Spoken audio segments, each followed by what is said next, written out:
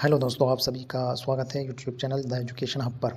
आज 26 जुलाई है और आज का करंट अफेयर आपके सामने प्रस्तुत किया जाता है। प्रश्न नंबर 1 है, उत्तर प्रदेश के किस प्राचीन बौद्ध स्थल को यूनेस्को की विश्व धरोहर सूची में शामिल किया गया है? मतलब यूनेस्को की विश्व धरोहर सूची में उत्तर प्रदेश के किस प्राचीन बौद्ध स्थल को शामिल किया गया है? ऑप्शन है कुशीनगर, श्रावस्ती, सारनाथ और कौशाम्बी। तो इसका जो राइट आंसर है वो है option C, Sarnath.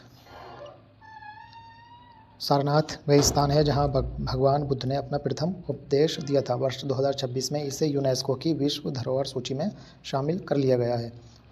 Question number है 2, राजस्थान में भारत टैक्सी सेवा का शुभारंभ किसने किया है? मतलब राजस्थान में ये भारत टैक्सी सेवा शुरू की गई है, तो इसका शुभारंभ जो है वो किसने किया है? तो इसका अशोक गहलोत, भजन लाल शर्मा, ओम बिरला, सीपी जोशी। तो इसका जो राइट आंसर है वो है ऑप्शन बी, भजन लाल शर्मा।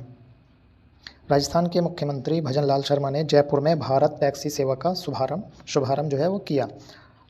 अगला सवाल है, भारत टैक्सी सेवा का शुभारंभ जो है कहाँ किया गया? मतलब किस शहर में किया गया? उदयपुर, जोधपुर, अजमेर या जयपुर? तो इसका राइट आंसर है जयपुर। जयपुर में इसका शुभारंभ किया भजन लाल शर्मा ने। नेक्स्ट क्वेश्चन है, दिशा एक योजना है, दिशा 2.0 योजना की कुल वित्तीय परिव्यय कितना है? मतलब एक योजना है, इसका कुल वित्तीय परिव्यय जो है वो कितना है? Financial outlay of Disha 2.0 scheme. तो इसका जो राइट आंसर है वो ऑप्शन सी होगा, 255 करोड़। और किस चीज़ के लिए है? वर्ष 2026 से 31 की अवधि के लिए दिशा 2.0 योजना का कुल वित्तीय परिव्यय 255 करोड़ स्वीकृत किया गया है। दिशा 2.0 योजना की अवधि क्या है? अभी ऊपर बताया था, 2026 से 31 तक। अब ये देखिए, इसका उद्देश्य पूछा गया है कि दिशा 2.0 योजना का उद्देश्य क्या है? कृषि सुधार, स्वास्थ्य सेवाएं, तकनीक के माध्यम से न्याय तक आसान पहुंच, पर्यावरण विकास। तो इसका राइट आंसर है ऑप्शन सी, तकनीक के माध्यम से न्याय तक आसान पहुंच। तो ये दिशा है, दिशा, ठीक है, दिशा कहते हैं। एक टेली लॉ है, टेली लॉ, ठीक है, टेली लॉ काम करता है। इसमें क्या होता है कि दिशा, ये टेली लॉ वही है, न्याय तक आसान पहुँच है ना, तकनीक के माध्यम से। तो इसमें होता क्या है कि जैसे आपको किसी हाई कोर्ट के वकील का अपॉइंटमेंट चाहिए, तो आपको एक रजिस्ट्रेशन करना होता है और रजिस्ट्रेशन करने के बाद आपको उसमें समस्या बताना होता है। समस्या बताओगे तो आपको उसका अपॉइंटमेंट मिल जाएगा, फिर वो समस्या वहाँ तक जाती है। ये टेली लॉ एक पूरा एक तरह से काम करता है, वकील के थ्रू काम करता है। उसको जब आपकी समस्या से अवगत करा देंगे तो वो आपकी समस्या को सॉल्व करेगा। तो क्या है कि इस योजना का उद्देश्य क्या है? तकनीक के माध्यम से नागरिकों को सरल, सुलभ एवं प्रभावी विधिक सेवाएं उपलब्ध कराना है। विधिक सेवाएं कहलाती हैं वो। तो ये इसको आगे बढ़ा दिया है। पहले ये चल रहा है 2020 से, पहले से ही चल रहा है। प्रश्न 7 है, जुलाई 2026 में केंद्रीय शिक्षा मंत्री पद से किसने इस्तीफा दिया? अभी कल ही जो है वो इस्तीफा दिया है। तो राइट आंसर इसका है धर्मेंद्र प्रधान। नीट यूजी विवाद और छात्र आंदोलनों के बाद धर्मेंद्र प्रधान ने केंद्रीय शिक्षा मंत्री के पद से इस्तीफा दे दिया। अब ये देखिए, अगला सवाल है, प्रश्न नंबर 8, धर्मेंद्र प्रधान के इस्तीफे के बाद शिक्षा मंत्रालय का अतिरिक्त प्रभाव किसे सौंपा गया? मतलब किसको बनाया गया है? तो राजनाथ सिंह, अश्विनी वैष्णव, प्रहलाद जोशी और किरेन रिजिजू।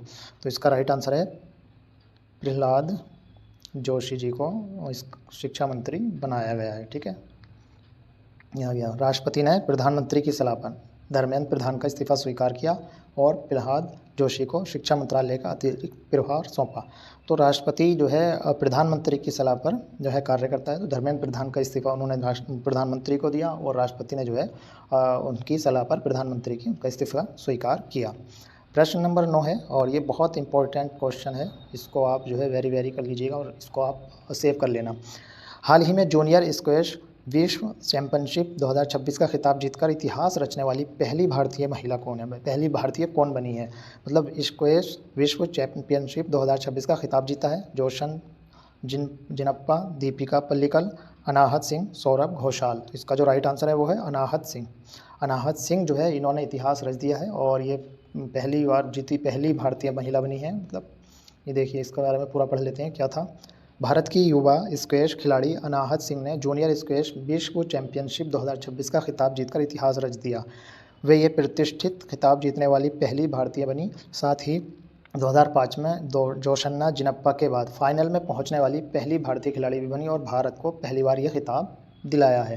ये बहुत इंपॉर्टेंट क्वेश्चन है।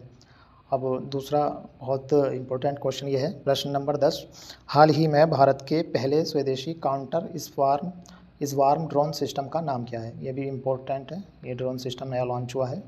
अग्निवीर, ब्रह्मास्त्र, भार्गवास्त्र या प्रहार? तो भारत के पहले स्वदेशी काउंटर स्वार्म ड्रोन सिस्टम का नाम, तो इसका राइट आंसर है भार्गवास्त्र। ठीक है, अब देखिए क्या लिखा है। भार्गवास्त्र भारत का पहला स्वदेशी काउंटर स्वार्म ड्रोन सिस्टम है जिसे दुश्मन के ड्रोन झुंड को नष्ट करने के लिए विकसित किया गया है। अब ये पूछा है कि इसकी अधिकतम ऊंचाई तक दुश्मन के ड्रोन को निशाना बना सकता है, मतलब ऊंचाई पूछी है भार्गवास्त्र की, तो इसकी जो ऊंचाई है वो है 5000 मीटर तक। ये जो है दुश्मन के ड्रोन को निशाना बना सकता है। अगला सवाल है प्रश्न 12, भार्गवास्त्र की सबसे बड़ी क्षमता क्या है? अब इसमें पूछा है क्षमता क्या है कि 20 सेकंड में 32 मिसाइलें दागना, 10 सेकंड में 64 माइक्रो रॉकेट मिसाइल दागना और 100 किलोमीटर तक उड़ान भरना या केवल निगरानी करना। तो इसका राइट आंसर है 10 सेकंड में 64 माइक्रो रॉकेट मिसाइल जो है वो दागना। अगला सवाल है, लास्ट क्वेश्चन है, भार्गवास्त्र का विकास किस भारतीय कंपनी ने किया है? मतलब ये जो ड्रोन सिस्टम बनाया गया है और इसका जो है विकास जो है वो किसने किया है, मतलब किसने बनाया है? ऑप्शन है Bharat electronics limited, Hindustan aeronautics limited हरियाणी और DRDO या SDAL। तो इसका जो राइट आंसर होगा वो होगा solar defence and aerospace limited. तो इसको जो है इसने विकसित किया है, बनाया है। तो आज का करंट अफेयर यहाँ पर यहीं पर समाप्त होता है। मिलेंगे नई वीडियो में, और उससे पहले आपसे कहना चाहता हूँ कि वीडियो को लाइक कर लीजिएगा, चैनल को सब्सक्राइब कर लें और इसको शेयर कर दें। धन्यवाद।